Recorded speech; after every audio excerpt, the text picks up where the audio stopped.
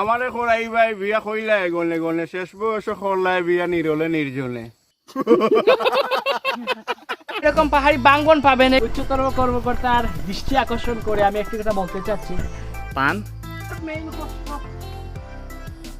অনেক খারাপ লাগবে, অনেক স্লিপ করবে।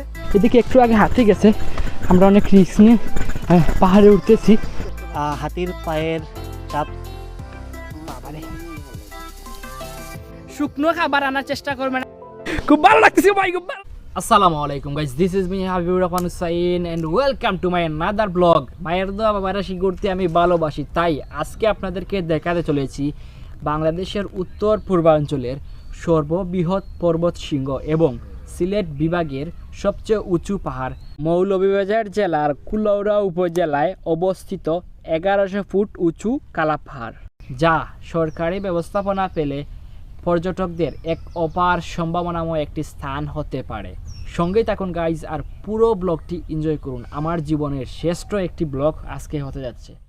সো গাইজ, আজকে আমার সাথে আছেন আমার বড় ভাই কাদের ভাই, সাব্বির ভাই, তারপর আমাদের জাবের ভাই, আমার বাইগনা, আর আমার আরেকজন ভাই।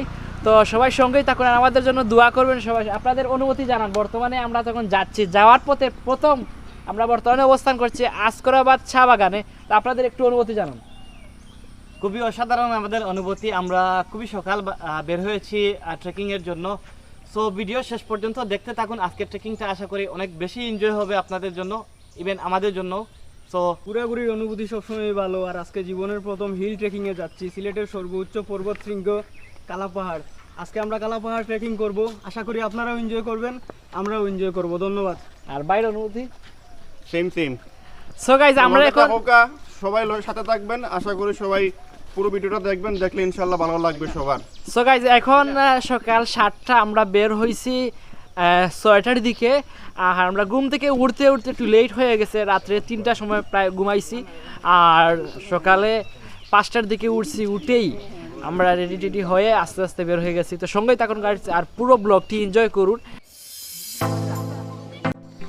সো গাইজ, আপনারা বর্তমানে যে ব্রিজটি দেখতে পাচ্ছেন, বাঁশের একটি ব্রিজ। এই ব্রিজ কালাপাহাড় যেতে এই ব্রিজটি পার হতে হয়।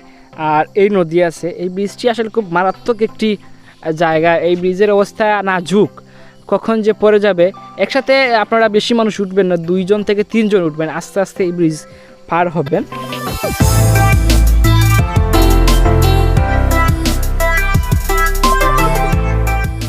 সো গাইস, বিশেষ করে এরকম পাহাড়ি বাঙ্গন পাবেন, এগুলা খেয়াল করে হাঁটতে হবে, কারণ কখন যে নিচে চলে যাবে, নিচে গিয়ে চলে যাবেন ইয়ের নিচে, নদীর কাছে চলে যাবেন। আর নদীর কাছে গিয়ে নদীর সৌন্দর্য উপভোগ করবেন। আপনাদের অনুভূতি কিরকম হচ্ছে ভাই? অনুভূতি তো পাহাড় চুম্বি, যেহেতু আমরা সিলেটের সর্বোচ্চ পাহাড়ে যাচ্ছি ট্রেকিংয়ের জন্য, তাই পাহাড় চুম্বি এই অনুভূতিটা আজকে। গাইজ, আপনাদের জন্য, আপনাদের ভিডিও করার জন্য আর আপনাদেরকে সুন্দর ভিডিও দেওয়ার জন্য আমরা কিন্তু অনেক স্লোলি যাচ্ছি। সাধারণত এখানে যেতে 2.5 ঘন্টা লাগে, আড়াই ঘন্টা 2 ঘন্টা 30 মিনিট, 2 ঘন্টা 30 মিনিট, 5 ঘন্টা লাগে। সো গাইজ, আমরা 5 ঘন্টায় হবে না, মেবি 7 ঘন্টার মতন লাগবে, কারণ অনেক ভিডিও করতে হচ্ছে। সঙ্গেই থাকুন গাইজ। সো গাইজ, আমরা তো এখন যাচ্ছি, আর যাওয়ার পথে ফার্স্ট যে প্লেসটি পাচ্ছি আমরা এই জায়গায় আমি যখন 2018 সালে আসি, তখন এখানে অনেক স্লিপ করেছে। তো এই জায়গার অনুভূতি অসাধারণ অসাধারণ অসাধারণ, কারণ যত গভীরে যাচ্ছি তত সৌন্দর্য বাড়তেছে। আর আপনারা যখন আসবেন একটু খেয়াল করে আসবেন, এখানে যখন মেঘ দিবে তখন এখানে অনেক খাদা থাকবে আর অনেক স্লিপ করবে।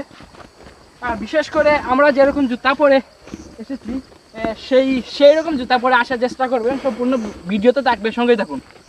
বন্ধুরা, আমরা এখন আরেকটি সাঁকু পেয়েছি। আমরা এই সাঁকুটি পার হচ্ছি, পার হয়ে আমরা ওই পাশে চলে এসেছি। যাবার ওই আসতেছে।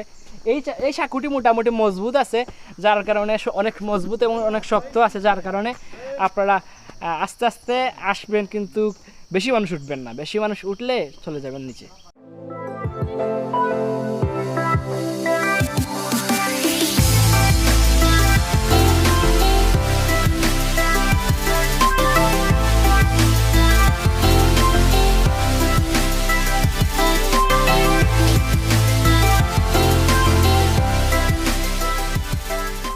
সো গাইস, এখন আরেকটি বাঁশের সেতু পার হয়ে আমরা উপরে দিকে যাচ্ছি। আমরা এই বাঁশের সেতু পার হওয়া লাগিয়ে আমরা 3টি বাঁশের সেতু পার হলাম আর এখন আস্তে আস্তে পাহাড়ের চূড়ায় উঠতেছি, আপনারা দেখতে পাচ্ছেন।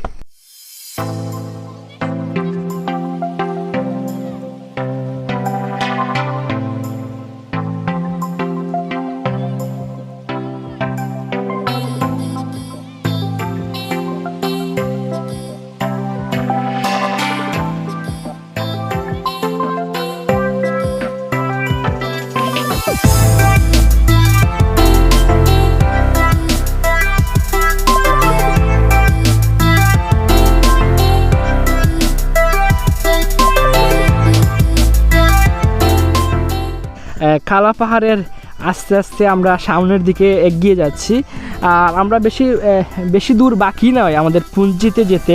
আমরা পুঞ্জিতে যাওয়ার পর আরও প্রায় 2 ঘন্টা লাগবে কালাপাহাড় যেতে। আর এখানে একটি দেখতে পাচ্ছেন, নদী দেখতে পাচ্ছেন, এটা কালাপাহাড়ের নদী। এটা দিয়ে মেবি এটা আমাদের ফানাই নদী। তো গাইজ ভিউগুলো দেখুন আর সঙ্গেই থাকুন। তো গাইজ আমরা এখন 4র্থ বাঁশের সেতুতে আছি, 4র্থ বাঁশের সেতু পার হচ্ছি।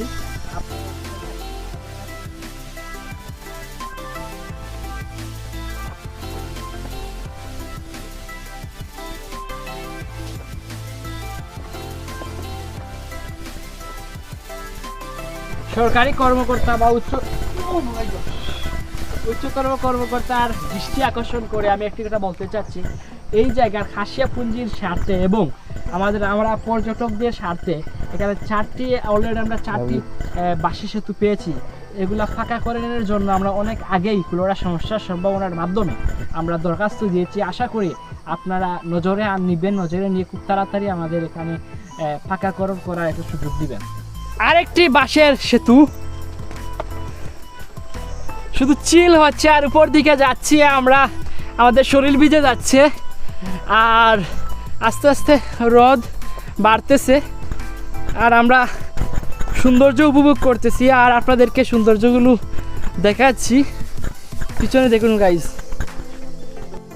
সো গাইজ আমরা এই পর্যন্ত 6টি বাঁশের সেতু পার হলাম আর এখন পার হচ্ছে আরেকটি। ভিউ দেখুন guys, view, what a view, অসাধারণ ভিউ। কালাপাহাড় যদি আসেন তাহলে আপনার মন উজাড় হয়ে যাবে, একটা 100% আমি গ্যারান্টি দিতে পারি। কালাপাহাড়ের মতন জায়গাই হতে পারে না, কালাপাহাড় সেই একটি জায়গা আসলে।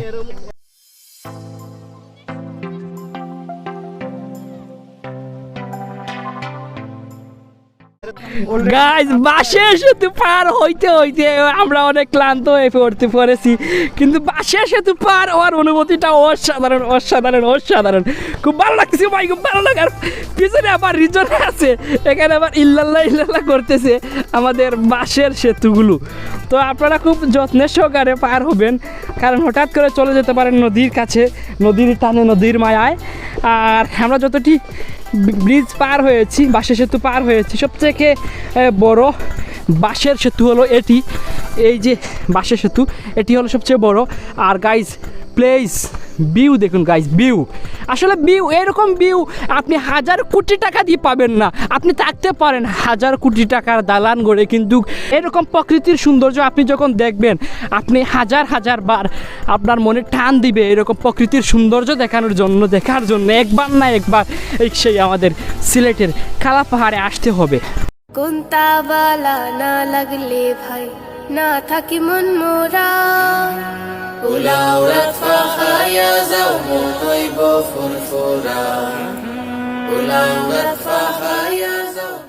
সো গাইস, কালাপাহাড় আসতে হলে আপনি শুকনো খাবার আনার চেষ্টা করবেন। আমরা এনেছি খেজুর এবং খোলা এবং ড্রাই ফ্রুট, আর সাথে আছে আমাদের পানি। আমরা 2 লিটার করে জনপ্রতি পানি এনেছি। তো আমরা এখন একটু রেস্ট নিব। এখন সকাল 8টা, 1 ঘন্টা হয়ে গেছে আমাদের অলরেডি। 1 ঘন্টার ভিতরে আমাদের ক্লান্তি দূর করার জন্য আমরা এখন পানি খাবো। আর পানির সাথে স্যালাইন নিয়েছি, তো আপনারা এরকম নিয়ে আসতে পারেন। সো গাইজ, আমরা এখন কলা খাচ্ছি আর খেজুর খাচ্ছি। আর আপনারা চেষ্টা করবেন যে কোনো জিনিস আপনাদের ময়লা যেগুলা সেগুলো যেখানে সেখানে ফেলবেন, একটি নির্দিষ্ট স্থানে ফেলবেন। আমরা এই পাশে ফেললাম, যাই কলা খাই। গাইস এইখানে একটি ঝর্ণা আছে, আপনারা শুনতে পাচ্ছেন ঝর্ণার শব্দ। আসলে খুব ছোট একটি ঝর্ণা, আমি জানি না দেখা যাচ্ছে কি না। এখানে একটি ঝর্ণা আছে, আমরা এখানে প্রথম ঝর্ণা পেলাম। আমার জানা মতো কালাপাহাড়ে 10 থেকে 15টি ঝর্ণা আছে। এই মাঠটি আসলে কালাপাহাড়ের মাঠ। এই মাঠে প্রতিদিন অনেক বড় বড় খেলাধুলা হয়, আপনারা দেখতে পাচ্ছেন। চমৎকার একটি মাঠ, প্রকৃতির সৌন্দর্য দিয়ে ঘেরা এই মাঠটি, আসলে চমৎকার দৃশ্য আপনারা দেখতে পাচ্ছেন। সো গাইজ, আমরা এখন বেগুনছড়া পুঞ্জির উপর দিয়ে আস্তে আস্তে উঠতেছি, আর আপনারা দেখতে পাচ্ছেন আস্তে আস্তে উঠি। দেখা যাক কি দেখানো যায় আপনাদেরকে। হাজার পাখির গানে জাগ্রত, হাজার নদী আর গ্রাম, এ যে আমার জন্মভূমি, আমার মাতৃভূমি বাংলা দেশ তার নাম। এ যে আমার জন্মভূমি, আমার মাতৃভূমি বাংলা দেশ তার নাম। হাজার পাখির গানে জাগ্রত, হাজার নদী আর গ্রাম। গাইজ, আপনারা দেখতে পাচ্ছেন এখানে অনেক কলার গাছ সহ বিভিন্ন ধরনের গাছপালা আছে। কত ধরনের গাছ আছে সেটা বলার বাহিরে। বাংলাদেশের যত ধরনের গাছ আছে, যত প্রজাতির গাছ আছে, সারা মনে হয় কালাপাহাড়ে আমাদের আছে। গাইজ, পান খান, সিলেটের পান।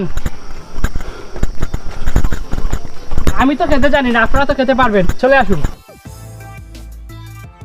আমাদের সাথে একজন গায়ক আছেন, উনি অভিনেতা গায়ক। তো উনার কি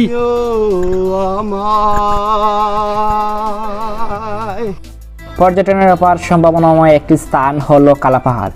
পার্বত্য চট্টগ্রাম অঞ্চলে এই নামে একাধিক পাহাড় থাকলেও দেশের উত্তর পূর্বাংশে অবস্থিত স্বল্প উচ্চতার এই কালাপাহাড় ভৌগোলিকভাবে যথেষ্ট তাৎপর্য বহন করে। কারণ মৌলভীবাজার জেলার কুলাউড়া উপজেলার কর্মদা ইউনিয়নের হারারগঞ্জ পাহাড় সারির সর্বোচ্চ চূড়া বা বিন্দু। কালাপাহাড় হচ্ছে বৃহত্তর সিলেট তথা বাংলাদেশের উত্তরাংশের বৃহত্তর পর্বতশৃঙ্গ। 2013 সালের দিকে একদল ভ্রমণ পিপাসী অভিযাত্রী লংলায় বনজঙ্গলে হাইজিং করতে গিয়ে সর্বপ্রথম কালাপাহাড় নামক এই অনিন্দ সুন্দর শীর্ষস্থানের খোঁজ পায় এবং গার্মির চালিত জিপিএস দিয়ে শিখরের সর্বোচ্চ সীমা সমুদ্রপৃষ্ঠ থেকে প্রায় 1100 ফুট পরিমাপ করে। প্রাকৃতিক সম্পদে ভরপুর এই স্থানটি দেশবাসীর কাছে তখনও সম্পূর্ণ অজানা ছিল। মূলত সঠিক প্রচারণার অভাবে রহস্যে ঘেরা এই জায়গাটি একদম লোকচক্ষু আড়ালে থেকে যায়। কুলাউড়া উপজেলা প্রশাসনের পরামর্শে কুলাউড়ার সমস্যা ও সম্ভাবনা সাইবার কমিউনিটি পাহাড়টি চূড়া জয় করে। রোমাঞ্চকর তথ্যগুলো বিভিন্ন সামাজিক যোগাযোগ মাধ্যম এবং প্রিন্ট ইলেকট্রনিক মিডিয়া লেখালেখি করে অনলাইন প্রমোটিং দ্বারা এই ট্যুরিস্ট স্পট প্রচারণা করতে শুরু করে দেয়। ফলস্বরূপ কালাপাহাড়ের সৌন্দর্য এখন সমগ্র দেশব্যাপী প্রসারিত হয়ে তা বর্তমানে পর্যটকের হাইলাইটে চলে এসেছে। এটা হলো আমাদের স্বপ্নের কালাপাহাড়, আমাদের আজকের কাঙ্ক্ষিত লক্ষ্য। আমরা ওই জায়গায় যেতে হবে, ওই যে আপনারা দেখতে পাচ্ছেন, ঠিক ওই জায়গায় যেতে হবে। গাইস, আমরা এতক্ষণ হাঁটার পর একটি খাওয়ার গাছ পেলাম। খাওয়ার গাছ মানে লুকলুকির গাছ পেলাম। ওই লুকলুকি কোথায়? এই যে লুকলুকি। এই পাহাড়টির এক পাশে বাংলাদেশের কুলাউড়া উপজেলা ও জুরু উপজেলার সীমান্ত, অন্য পাশে ভারতের ত্রিপুরা সীমান্ত। উল্লেখিত সংরক্ষিত এই বন এলাকাকে লোকমুখে ভাষায় লংলা পাহাড় শ্রেণী নামে ডাকা হয়। কালাপাহাড় হচ্ছে এখনকার সর্বোচ্চ চূড়ার স্থানীয় প্রচলিত নাম। বাংলাদেশ জিওগ্রাফিক সোসাইটির মতে এই পাহাড়টি হারারগঞ্জ রিজার্ভ ফরেস্ট নামে পরিচিত। দেশের উত্তর পূর্বাঞ্চলীয় এলাকায় অবস্থান করা এই পাহাড়ের প্রায় 60% বাংলাদেশের সীমান্তের ভিতরে অবস্থিত এবং বাকি অংশে ভারতের ত্রিপুরা রাজ্যের অন্তর্গত। উত্তর ত্রিপুরায় এই পাহাড়টি রঘুনন্দন পাহাড় নামে বহুল পরিচিত। পাথরের খোদাইকৃত উপমহাদেশের প্রাচীন প্রত্নতাত্ত্বিক ধর্মীয় তীর্থস্থান 19 কোটি এই পাহাড়ের উপদেশে ভারতীয় অংশে অবস্থিত। তাছাড়া পাহাড়টির উপবিভাগের কাছাকাছি বাংলাদেশ অংশে সতাসারা নামীয় একটি বিখ্যাত আসনস্থান আছে, কিন্তু সেটি মাজার নয়। দ্বিতীয় বিশ্বযুদ্ধ চলাকালীন সময়ে কালাপাহাড়ে একটি বিমান ধ্বংস হয়েছিল। আমরা চলে এসেছি, বেশি বাকি নয়।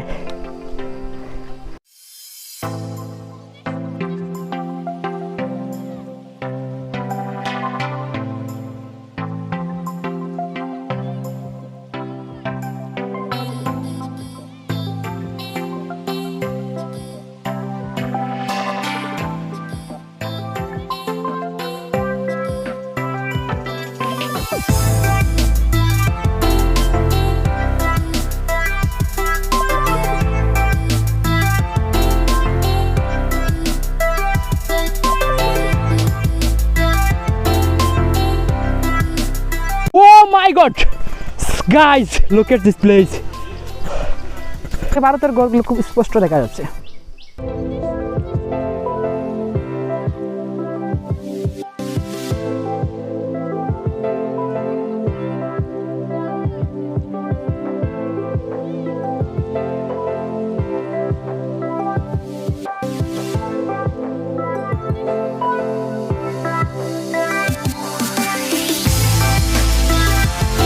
ভাই পানি সেরকম ফ্রেশ।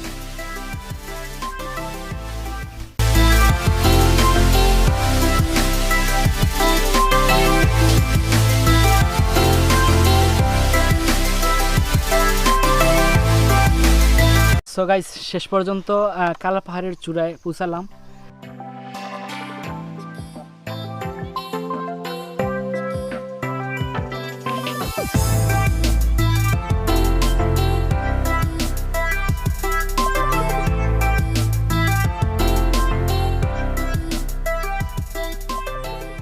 কালাপাহাড় যেতে হলে দেশের যে কোনো প্রান্ত থেকে ট্রেন অথবা বাসে করে প্রথমে কুলাউড়ায় আসতে হবে খুব ভোরে। কুলাউড়া পৌর শহর থেকে কালাপাহাড়ের দূরত্ব আনুমানিক 30 কিলোমিটার। শুরুতে কুলাউড়া থেকে গাড়িযোগে প্রীতিমপাশা রবির বাজার হয়ে কর্মদা আজগরাবাদ চা বাগান গেইটে অবশ্যই সকাল 8টায় আগে পৌঁছাতে হবে। তারপর একজন গাইড এখান থেকে নিতে হবে। একজন গাইডকে 500 টাকা বা আপনারা খুশি হয়ে যা দিবেন তা সদরে সে গ্রহণ করবে। আজগরাবাদ চা বাগানের গেট থেকে সোজা টানা 45 মিনিট হাঁটার পর বেগুনছড়া পুঞ্জি পাবেন। বেগুনছড়া পুঞ্জি থেকে টানা 2 ঘন্টা পাহাড় আরোহণ করার পর কালাপাহাড়ের চূড়ায় উঠতে পারবেন। পথযাত্রায় আশেপাশে অনেক ছোটোখাটো ঝর্ণা পাবেন। গাইডকে বলে সেগুলোতে গোসল করে নিতে পারেন। ফিরার পথে রবির বাজার এসে লাঞ্চ করে নিতে পারেন। এখানকার ঐতিহাসিক মসজিদ রবির বাজার জামে মসজিদে নফল নামাজ পড়ার সুযোগ মিস করবেন না। আর হাতে সময় থাকলে বোনাস হিসেবে প্রীতিমপাশা নবাব বাড়ি ঘুরতে পারেন।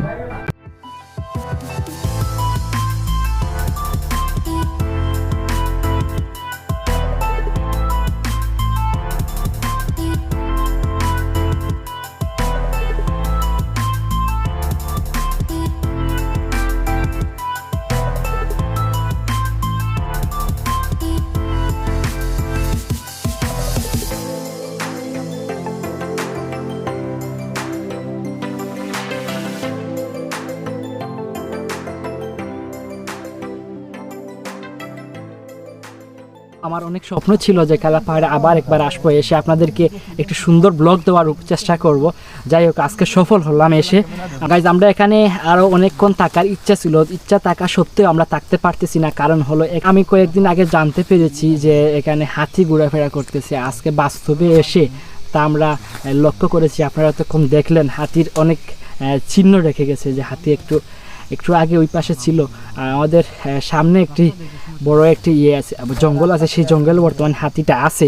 তো আমরা এখানে বেশি সময় থাকবো না, চলে যাব। সো গাইজ আপনাদেরকে একটি কথা বলতে চাচ্ছি, আপনারা যদি অসুস্থ হয়ে থাকেন তাহলে জীবনে কালাপাহাড়ে যাবেন না, আপনারা সুস্থ হয়ে কালাপাহাড়ে যাবেন।